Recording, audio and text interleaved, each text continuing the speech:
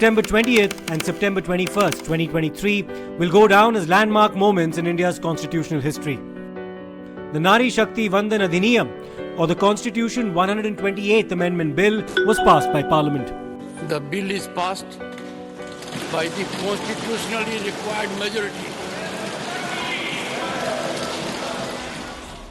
The bill, which now just needs to be signed by the President of India to become an act, provides for a third of the seats in the Lok Sabha and state assemblies to be reserved for women. However, its implementation will only take place after a national census as well as a delimitation exercise have concluded. The former was postponed due to the COVID-19 pandemic and the latter is scheduled for 2026. One can safely assume that in the Lok Sabha polls in 2029 and also the assembly elections before that will take place only following the conclusion of these two exercises, this reservation will finally be implemented. What has been taken therefore is a landmark first step. Until now, despite multiple attempts, reservations for women in the Lok Sabha and legislative assemblies remained in abeyance. Let's take a look very briefly at the genesis of this bill. In 1987, the Congress government under Rajiv Gandhi put together a 14-member committee under Minister Margaret Alva, which among its several recommendations had also backed reservation of seats in elected bodies for women. Though attempts to pass a legislation to that effect failed during the Rajiv Gandhi tenure, the 73rd and 74th constitutional amendments were passed when P.V. Narasimha Rao took over as Prime Minister. These amendments reserved a third of the seats for women in Panchayati Raj institutions, including offices of chairpersons and also in urban local bodies. Following this, several state governments introduced reservations for scheduled castes and scheduled tribes as sub-quotas within reserved seats for women in these institutions. In 1996, when Deve Gowda was Prime Minister and a United Front government was in power, which was also supported by the Congress from the outside, the 81st Amendment Bill was tabled in Parliament, which had provided for reservations in a third of the seats in Parliament and state assemblies for women. The stumbling block was the demand for reservations for OBCs or the other backward classes, prompting the then government to send the matter to a select committee led by Geeta Mukherjee, a member of Parliament at the time from the Communist Party of India. The panel recommended that reservations be extended to OBC women at an appropriate time. However, the bill did not pass either during Deve Gowda's tenure or his successor I.K. Gujral's tenure. When Atal Bihari Vajpayee was Prime Minister, the bill was introduced in July 1998, but again there was resistance over there being no sub-quota for OBCs. In fact, infamously, the copies of the bill were snatched from the then Law Minister's hand and torn up. At least two more efforts were made by the Vajpayee government before 2004, but they too failed.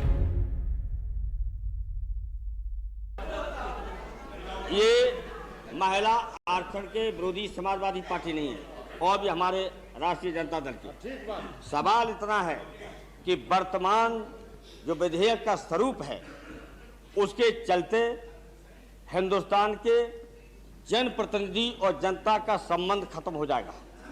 Rotation के अनुसार अगर ये आरक्षण लागू होता है तो जनप्रतिनिधि और जनता के जो गहरा रिश्ता है उस रिश्ते को खत्म किया जाएगा। पूरा का पूरा षड्यंत्र है मुसलमानों के खिलाफ और दलितों पिछड़ों के साथ। जहां तक बीजेपी और कांग्रेस का सवाल था, हमने पहले कहा था ये दोनों एक हैं, ये दोनों ने शोषण किया लगा था और आज भी इसी तरह से महिला आरक्षण लागू करके खत्म हो जाए। जो साधारण परिवार के, गरीब परिवारों के, दलित परिवार के, मुसलमान परिवार के या पिछड़ी जातियों के लोग जो इस लोकसभा में 85-90% गरीबों की आवाज, किसानों की आवाज बुलंद करने वाले हैं, उनको वंचित करने का सबसे बड़ा षड्यंत्र इस कांग्रेस और बीजेपी का दोनों का है। ये दोनों मिलकर के देश को बर्बाद तो किया ही है, अब जो संसदीय लोकतंत्र बचा था उसको भी बर्बाद करने पर तुले हुए हैं। In May 2008, when Manmohan Singh was Prime Minister, the UPA government introduced the bill and finally 2 years later in the Rajya Sabha, in March 2010, the bill was passed. However, several parties including the Samajwadi Party and the RJD were against this as they demanded OBC reservation too within the 33% seats reserved for women. मुस्लिम महिलाएं, पिछड़ी जाति की महिलाएं, दलित महिलाओं का उस दर्पण में चेहरा आना चाहिए, चाहे परसेंटेज जो आप कर लीजिए। पूरी तरह से आज मुसलमानों को संसदीय राजनीति से बाहर कर दिया गया, इसलिए मुसलमान महिलाओं का आरक्षण कम से कम कर दो। This opposition and therefore a lack of consensus ensured that the bill was never brought to the Lok Sabha thereafter during the UPA tenure. 9 years into Prime Minister Narendra Modi's tenure, the BJP has fulfilled what was also its manifesto promise. The Prime Minister spoke in both houses of Parliament. महिला आरक्षण वाला जो विधेयक है उसको मंजूरी दी गई है। इस नए बदलाव का आह्वान किया है और देश की नारी शक्ति के लिए सभी सांसद मिलकर के नए प्रवेश द्वार खोल दें, इसका आरंभ हम इस महत्वपूर्ण निर्णय से करने जा रहे हैं। इस विधेयक का लक्ष्य लोकसभा और विधानसभाओं में महिलाओं की भागीदारी का विस्तार करने का है। लोकसभा में एक बिल प्रस्तुत किया गया है, वहां पर चर्चा होने के बाद यहां भी आएगा। नारी शक्ति के सशक्तिकरण की दिशा में जो पिछले अनेक वर्षों से महत्वपूर्ण कदम उठाए गए हैं, उसमें एक अत्यंत महत्वपूर्ण कदम आज हम सब मिलकर के उठाने जा रहे हैं। बेटियों में जो सामर्थ्य है, उस सामर्थ्य को अब अवसर मिलना चाहिए। उनके मन में इफ्स एंड बट्स का युग खत्म हो चुका है। In the Lok Sabha, only the All India Majlis-e-Ittehadul Muslimin and its 2 members of Parliament opposed the bill because it did not provide for a sub-quota for Muslims. Sir, I thank you for giving the opportunity, sir.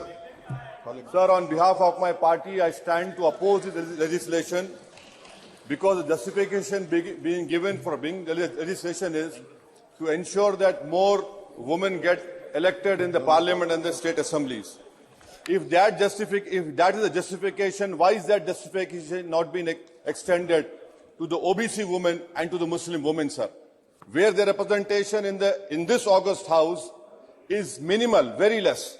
Secondly, sir, we know that Muslim women are 7% of the population, but in this Lok Sabha, their representation only 0.7%. This bill will deny fair share to OBCs. This bill will close the doors for the Muslim representation in the parliament and in the assembly, sir. This is a woman deception bill. This is a check bounce bill. This is an anti-OBC and Muslim women bill. This is a distraction bill. This is not an inclusive bill. This is an exclusive bill. When Rahul Gandhi of the Congress spoke, he backed the bill but also said that it was incomplete because it did not include a separate quota for OBCs. He then talked about the low representation of OBCs in levels of the bureaucracy. I would like to have seen OBC reservation included in this bill. I think it is very important that a large chunk of India's population, large chunk of India's women should have access to this reservation.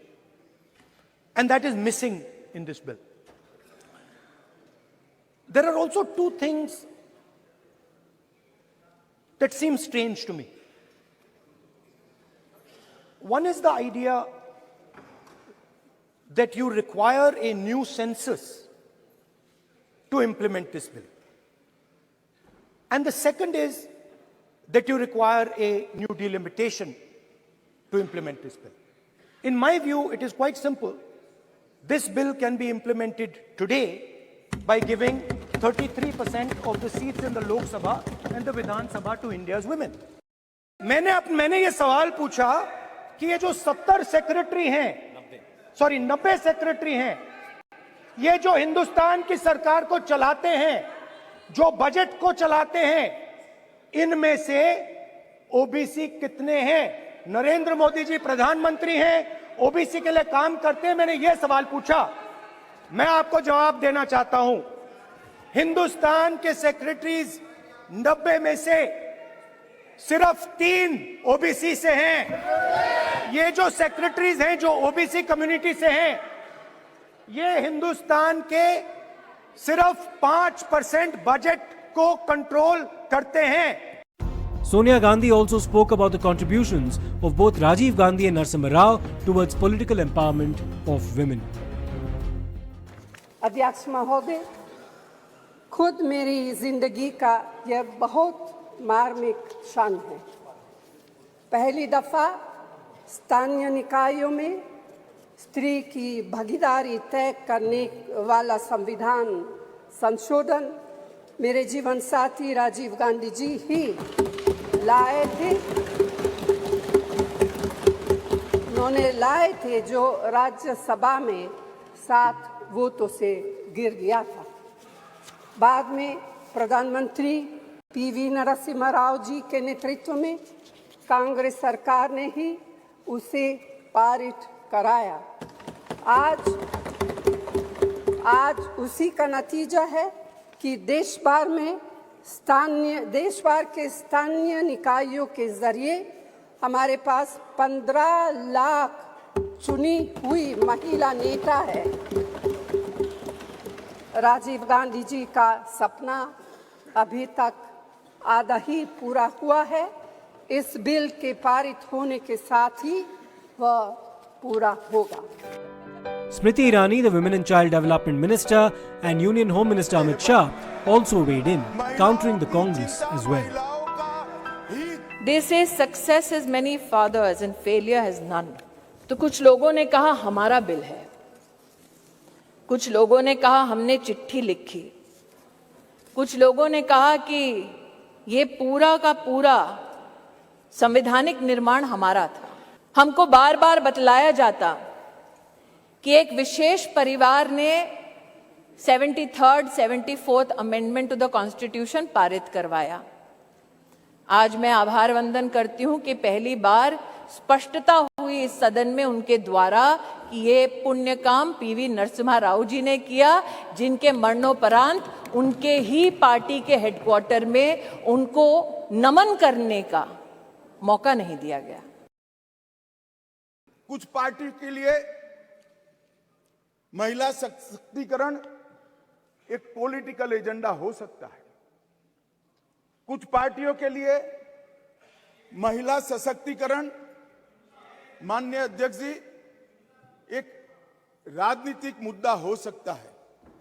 कुछ पार्टियों के लिए महिला सशक्तिकरण का नारा ये चुनाव जीतने का एक हथियार हो सकता है।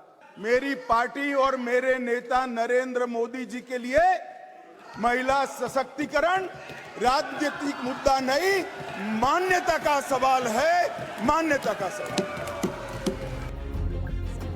The TMC's Mahua Moitra sought to remind the government that the TMC has led by example, with as many as 40% of its representatives being women. We not only support a women's reservation bill, but in truth, it is Mamata Banerjee, India's only female chief minister today, who is the mother of this bill, who has given birth to the original idea where she has unconditionally sent 37% of women MPs to this parliament on her ticket. Implement the reservation bill immediately based on today's voters list. Send 33% women to parliament. Send 33% women to parliament in 2024 from the BJP the way our party has done. Support us unreservedly.